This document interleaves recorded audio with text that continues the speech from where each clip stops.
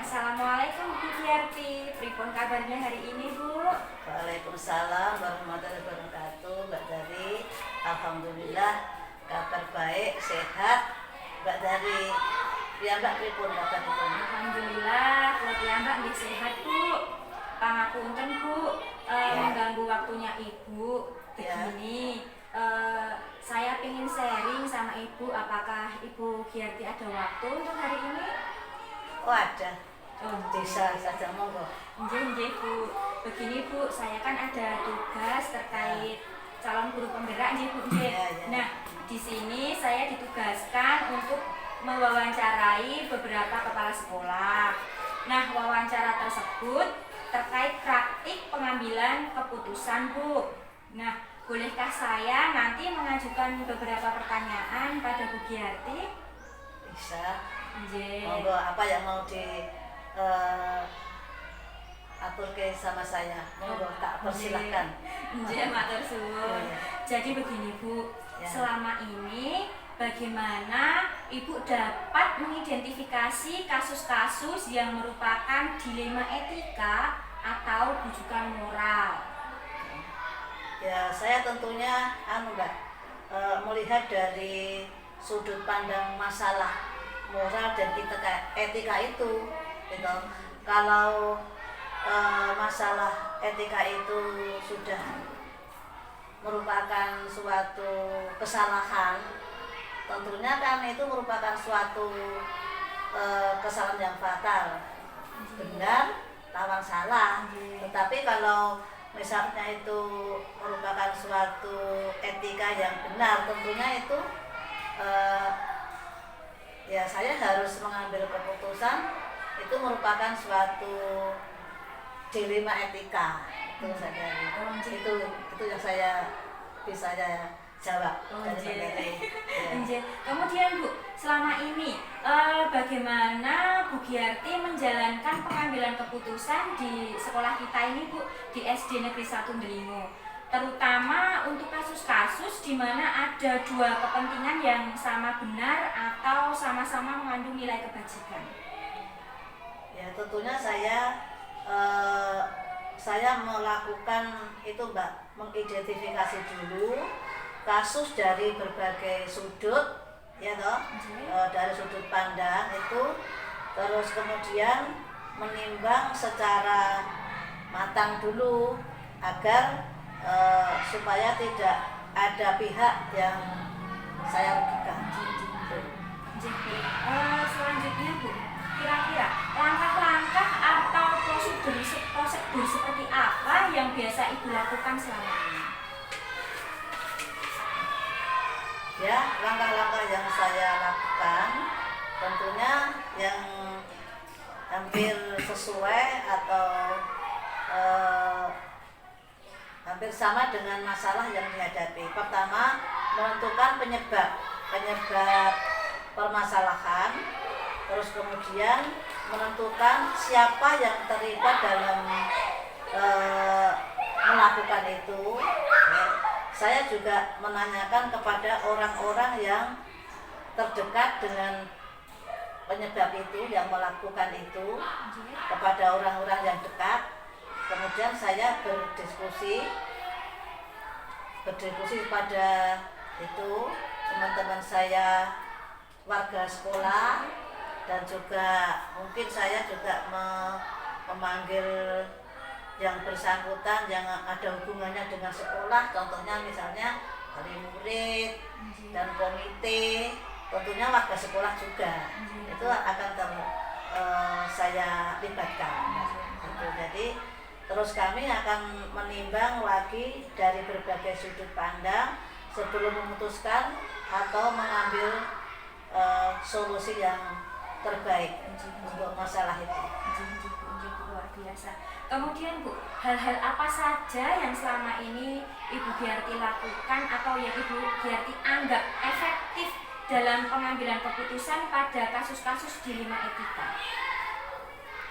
Ya, saya mengambil keputusan, tentunya saya melakukan atau menganalisis dulu kasus, kemudian menentukan solusinya untuk menyelesaikan dengan peraturan dan norma yang berlaku yang saya lakukan selama ini, serta mengedepankan kepentingan umum tentunya, gitu Mbak. Jadi tidak hanya mengutamakan kepentingan pribadi, jadi kepentingan umum, maksudnya solusi tersebut kita ambil yang bermanfaat bagi banyak orang, baik itu secara jangka pendek maupun jangka panjang. Itu Mbak Dari. Baik Bu, kira-kira Bu, hal-hal apa saja yang selama ini merupakan tantangan dalam pengambilan keputusan pada kasus-kasus dilema etika, Bu? Ya, ada Mbak. Tantangan itu adalah ketika menentukan untuk mengambil keputusan yang terbaik, karena keduanya adalah masalah yang sama-sama benar. Jadi masalah yang sama-sama benar itu dalam pengambilan keputusan harus menguntungkan dari kedua belah pihak. Jadi tidak ada salah satu yang saya rugikan. Apakah Ibu memiliki sebuah jadwal tertentu dalam sebuah penyelesaian kasus dilema etika, atau apakah Ibu langsung menyelesaikan di tempat, atau memiliki sebuah jadwal untuk menyelesaikannya dalam bentuk atau prosedur seperti apa yang Ibu jalankan selama ini, Bu? Ya, tentunya kalau jadwal itu tidak saya siapkan, Mbak. Karena kan yang dikehendaki memang masalah itu tidak ada. Kalau saya sebagai pimpinan, saya inginnya ya di sekolah ini semua berjalan lancar, tidak ada permasalahan gitu. Maka saya tidak menjadwalkan. Tetapi kalau memang itu ada masalah, ya saya sekiranya itu bisa saya langsung saya putuskan, ya saya mengambil keputusan sendiri, langsung saya putuskan. Tetapi kalau tidak bisa, tentunya sulit, saya juga harus sharing dulu kepada rekan-rekan saya, gitu Mbak. Nah, rekan-rekan terdekat saya, dan itu juga saya ambil keputusan jangan sampai saya mengambil keputusan merugikan dan menguntungkan salah satu pihak. Luar biasa. Baik Bu, lalu adakah seseorang atau faktor-faktor apa yang selama ini mempermudah atau membantu Ibu dalam pengambilan keputusan pada kasus-kasus dilema etika, Bu? Ya, begini Mbak Dari, dalam mengambil keputusan dilema etika itu tentunya saya juga harus melibatkan beberapa rekan-rekan saya, warga sekolah, dan bisa juga stakeholder yang ada hubungannya dengan sekolah. Kalau bisa juga saya mengambil wali murid dan juga orang-orang yang mempunyai kedekatan personal dengan orang yang mengalami permasalahan tersebut. Jadi banyak membantu dalam menerima alternatif solusi masalah tersebut. Baik Bu, dari semua hal yang telah disampaikan tadi, pembelajaran apa yang dapat Ibu petik dari pengalaman Bu Giarti mengambil keputusan dilema etika selama ini, Bu? Ya, saya banyak sekali Mbak keuntungan itu masalah dilema etika itu. Jadi saya lebih bijaksana dalam mengambil solusi untuk mengambil keputusan itu. Baik Bu, ini Bu, ini kan tadi saya sudah menyampaikan beberapa pertanyaan-pertanyaan untuk sharing sama Bu Giarti. Ini semua pertanyaan-pertanyaannya alhamdulillah sudah saya sampaikan, Bu. Saya sangat mengucapkan terima kasih sama Bu Giarti untuk waktunya. Kemudian jika selama percakapan ini, ketika sharing-sharing ini ada salah kata dari saya mohon maaf. Kemudian ini saya mau mohon izin lagi untuk kembali ke kelas seperti itu. Ya, sama-sama Mbak. Saya juga banyak terima kasih bisa membantu Mbak Dari. Selamat, semoga dalam menjalankan tugas calon guru penggerak bisa lancar, Amin. bisa sukses. Amin. Untuk kedepannya Mbak Dari sendiri, masa depan Mbak Dari sendiri. Amin. Matur Amin. suwun untuk doa dan dukungannya. Sama-sama Mbak Dari ya. Selamat ya Mbak ya. Nggih. Sukses selalu. Amin, amin, Lebih amin. semangat. Nggih Bu, semangat. Matur suwun. Assalamualaikum Pak Marjoko, pripun kabarnya hari ini Pak? Waalaikumsalam, alhamdulillah baik. Dengan pripun, Mbak?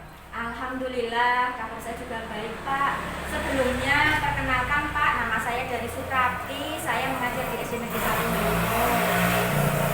Pangapunten Pak Marjoko mengganggu waktunya jenengan.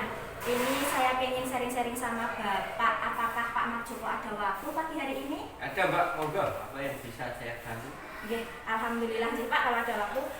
Begini Pak, ini terkait tugas saya sebagai calon guru penggerak. Di sini saya ditugaskan untuk mewawancarai beberapa kepala sekolah. Nah, begini Pak, wawancara ini nanti terkait praktik pengambilan keputusan. Bolehkah saya mengajukan beberapa pertanyaan kepada Pak Marjoko? Boleh, monggo. Boleh, jadi begini Pak. Selama ini bagaimana Bapak dapat mengidentifikasi kasus-kasus yang merupakan dilema etika atau rujukan moral? Untuk itu saya melihat bahwa dilema etika, di mana itu merupakan situasi yang terjadi ketika harus memilih dan memutuskan antara dua pilihan, di mana kedua pilihan itu benar secara moral, tetapi bertentangan. Sedangkan rujukan moral yaitu situasi atau keadaan ketika harus mengambil keputusan antara benar dan salah. Kemudian Pak, selama ini bagaimana Pak Marjoko itu menjalankan pengambilan keputusan di SD Negeri Kener ini, terutama untuk kasus-kasus di mana ada dua kepentingan yang sama-sama benar atau sama-sama mengandung nilai kebajikan?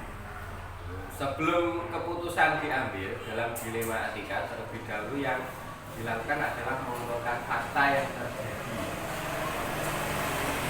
Siapa-siapa saja yang terlibat, kemudian menganalisis benar salahnya, membuat alternatif solusi, membuat keputusan, dan lihat lagi keputusan atau direfleksi. Pak, bagus sekali. Kemudian Pak, langkah-langkah atau prosedur seperti apa yang biasa Bapak lakukan selama ini? Langkah-langkah yang saya lakukan, pertama, mengumpulkan fakta yang terjadi, menentukan siapa yang terlibat, kemudian menganalisis benar salahnya, lalu membuat alternatif solusi, kemudian membuat keputusan, dan keputusan tadi kita refleksikan. Begitu nih Pak. Kemudian Pak, hal-hal apa saja yang selama ini Bapak anggap efektif dalam pengambilan keputusan pada kasus-kasus dilema etika, Pak? Hal-hal yang efektif dalam mengambil keputusan kasus dilema etika adalah dengan menelaah siapa-siapa yang terlibat, sifat urgent atau mendesak kasus dilema etika tersebut, dan mengambil alternatif. Luar biasa sekali Pak. Kira-kira Pak, hal-hal apa saja yang selama ini merupakan tantangan dalam pengambilan keputusan pada kasus-kasus dilema etika yang pernah Pak Marjoko alami selama ini? Tantangannya adalah ketika menentukan pengambilan keputusan yang terbaik, karena keduanya adalah masalah yang sama-sama benar. Dalam pengambilan keputusan harus menguntungkan kedua belah pihak dan tidak boleh merugikan salah satunya. Pak, luar biasa sekali Pak Marjoko ini. Kemudian Pak, apakah Bapak memiliki sebuah jadwal tertentu dalam sebuah penyelesaian kasus dilema etika, ataukah Bapak biasanya langsung menyelesaikan di tempat, ataukah memiliki jadwal untuk menyelesaikannya? Bentuk atau prosedur seperti apa yang Bapak jalankan selama ini? Kalau jadwal tidak ada Mbak, karena masalah itu kan tidak terjadi ya Mbak. Masalah itu kadang-kadang datangnya kan tiba-tiba. Nah, untuk masalah yang ringan biasanya saya langsung putuskan. Jika masalah itu berat, saya mengambil keputusan sesuai dengan langkah-langkah yang sudah saya sampaikan tadi di atas, supaya tidak ada pihak yang dirugikan. Baik Pak, lalu Pak, adakah seseorang atau faktor-faktor apa yang selama ini mempermudah atau membantu Pak Marjoko ini dalam pengambilan keputusan dalam kasus-kasus di 5 etika tersebut? Dalam mengambil keputusan saya selalu mengajak warga sekolah, stakeholder, wali murid, orang-orang yang mempunyai kedekatan personal dengan orang-orang yang mengalami permasalahan. Jadi banyak membantu dalam mencari alternatif solusi. Luar biasa sekali. Kemudian Pak Marjoko, dari hal-hal yang telah Bapak sampaikan tadi, pembelajaran apa yang dapat Pak Marjoko ambil dari pengalaman pengambilan keputusan di 5 etika selama ini, Pak? Pelajaran yang dapat saya ambil yaitu saya menjadi lebih bijaksana dalam menganalisis sebuah permasalahan untuk dijadikan pertimbangan dalam menentukan solusi dan dapat solusi yang terbaik. Pak, luar biasa sekali sharing-sharing kita pada pagi hari ini. Terima kasih sekali Pak untuk waktu yang sudah Pak Marjoko berikan kepada saya. Kemudian saya mohon maaf jika selama kita ngobrol ini tadi ada salah kata dari saya. Kemudian saya mohon izin Pak untuk kembali ke sekolah saya karena Bapak sudah menjawab semua pertanyaan yang saya berikan dan Bapak sangat luar biasa sekali dalam pengambilan keputusan yang dilakukan di SD Negeri Kener ini. Ya Mbak, dari sama-sama, semoga lancar dan semoga sukses untuk guru penggeraknya ya Mbak. Semangat. Amin, matur suwun. Terima kasih sekali untuk doa dan semangatnya. Sampai jumpa lagi, matur suwun sangat Pak.